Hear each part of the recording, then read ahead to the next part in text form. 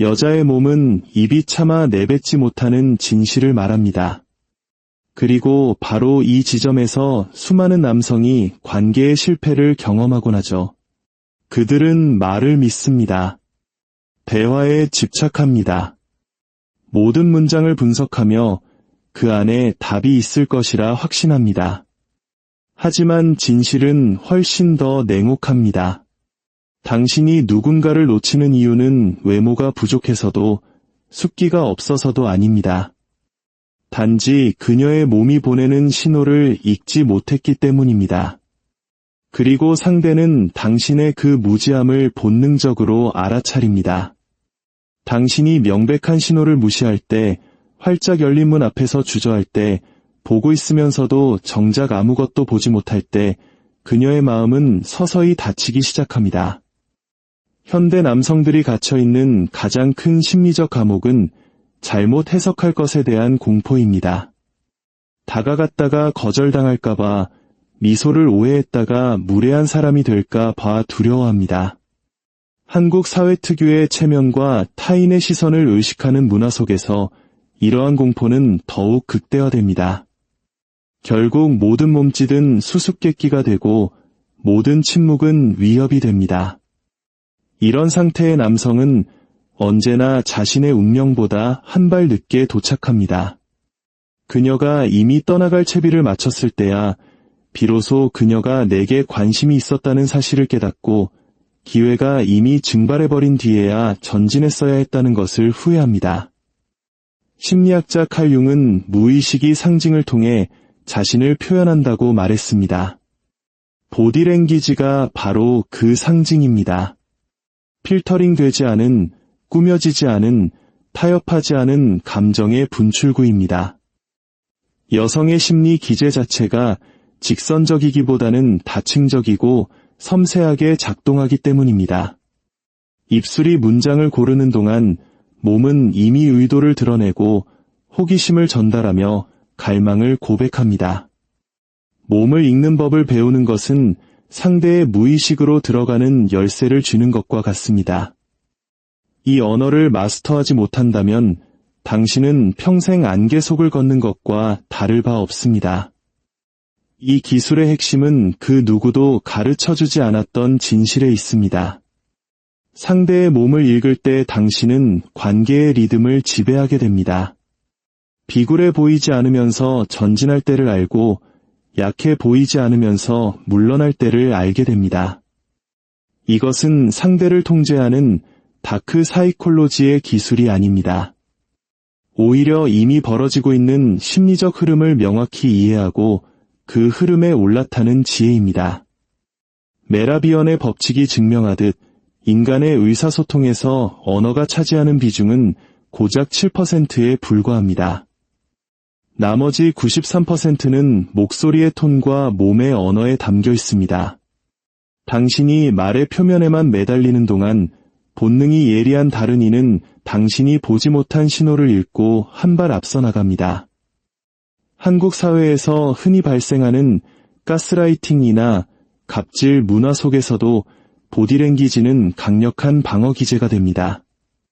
상대가 입으로는 당신을 위하는 척하지만 몸으로는 권위적이고 고압적인 자세를 취하고 있다면 당신은 그 불일치를 즉각 감지하고 스스로를 보호해야 합니다. 진실은 입이 아니라 미세한 몸짓 속에 숨어있기 때문입니다. 관심은 결코 요란하게 드러나지 않습니다. 많은 이들이 미소나 웃음, 칭찬이 확실한 신호라고 착각하지만 그것들은 가장 표면적인 층위에 불과합니다. 진짜 욕망은 훨씬 더 미묘하고 일관된 신호로 나타납니다. 다른 사람과 대화하고 있음에도 발끝이 당신을 향해 있거나 당신의 말을 더 잘 듣기 위해 고개를 살짝 기울이는 것, 그리고 대화 중에 무의식적으로 반복되는 가벼운 접촉들이 그것입니다. 이런 신호들은 소리 지르지 않고 속삭입니다. 그래서 준비되지 않은 자들은 이를 단순한 우연이나 습관으로 치부하며 지나쳐버립니다. 캔자스 대학의 제프리 단 하나의 신호는 노이즈일 수 있지만 3번 반복되는 신호는 확신입니다. 이 읽기 능력을 실전 기술로 바꾸기 위해 5초 스캔법을 제안합니다. 첫째, 발과 몸통의 방향을 보십시오. 그것이 그 사람의 진짜 관심이 향하는 곳입니다. 둘째, 손을 보십시오. 긴장하고 있는지 혹은 편안하게 이완되어 있는지 확인하십시오. 셋째, 얼굴의 미세 표정과 미소가 머무는 시간을 관찰하십시오. 이 짧은 스캔만으로도 당신은 상대의 심리적 지도를 그려낼 수 있습니다. 평소 카페나 지하철, 사무실에서 아무런 행동도 하지 말고 오직 관찰하는 연습부터 시작해 보십시오. 눈을 먼저 훈련해야 실제 상황에서 주저하지 않게 됩니다. 반대로 관계가 안정적인 것 같아 보여도 몸이 보내는 후퇴의 신호를 포착해야 합니다. 미세하게 뒤로 물러나는 발걸음, 몇 센티미터의 거리감, 교차시킨 팔, 밖으로 향하는 몸통. 이것은 상대가 심리적 안전거리를 확보하려는 무의식적 방어 기제입니다. 이때 한국 특유의 서열 문화나 강압적인 태도로 밀어붙인다면 관계는 회복 불가능한 상태로 빠집니다. 고집스럽게 자신의 속도만 유지하는 남성은 결국 통제권을 잃게 됩니다. 신호가 적색으로 바뀔 때 즉시 속도를 줄이고 주제를 바꾸거나 거리를 두십시오. 상대가 다시 안전하다고 느낄 때 그녀의 몸은 다시 길을 열어줄 것입니다.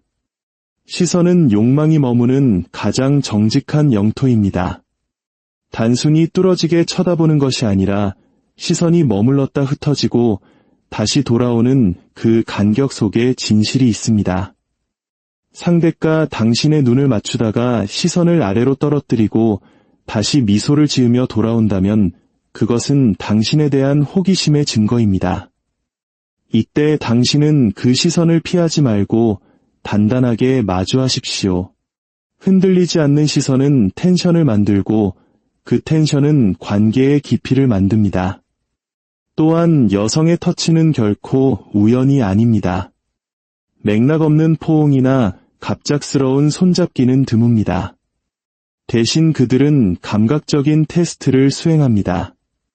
웃을 때 살짝 팔을 건드리는 것, 좁은 공간에서 어깨가 스쳐도 피하지 않는 것, 이것들은 모두 허용의 코드입니다. 불안한 남성들은 이를 사고로 치부하지만 반복되는 접촉은 명백한 초대장입니다. 사고는 즉각적인 철회가 뒤따르지만 진심은 1초 더 머무릅니다. 이제 당신은 3개의 초록불 원칙을 기억해야 합니다. 첫째, 시선의 복귀. 둘째, 당신을 향한 몸의 방향.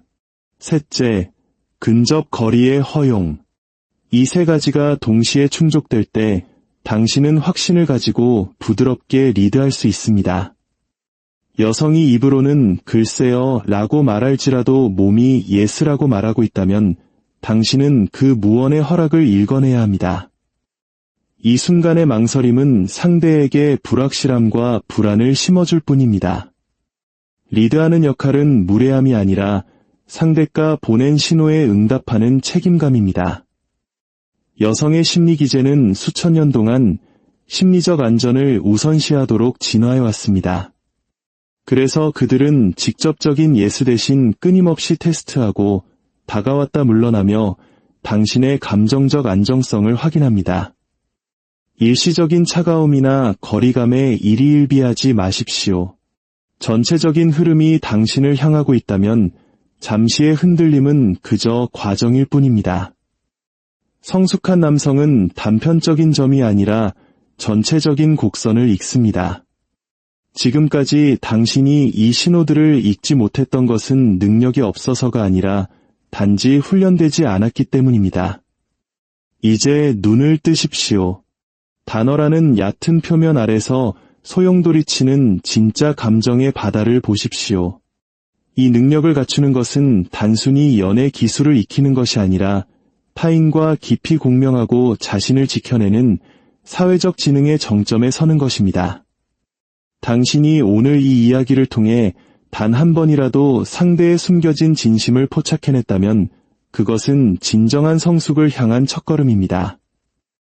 이러한 깨달음이 당신의 삶과 관계를 더 맑고 투명하게 만들어주길 바랍니다. 만약 당신이 이처럼 깊이 있는 심리적 통찰을 통해 더 안전하고 지혜로운 관계를 만들어가고 싶다면, 그리고 주변의 소중한 사람들을 보이지 않는 조종과 상처로부터 보호하고 싶다면 이 여정에 함께해 주십시오. 당신의 작은 관심과 지지가 더 많은 이들에게 자각과 치유의 빛이 될 수 있습니다. 오늘도 타인의 시선에 휘둘리지 않고 자신의 내면을 단단하게 지켜내는 평온한 하루가 되시길 진심으로 기원합니다.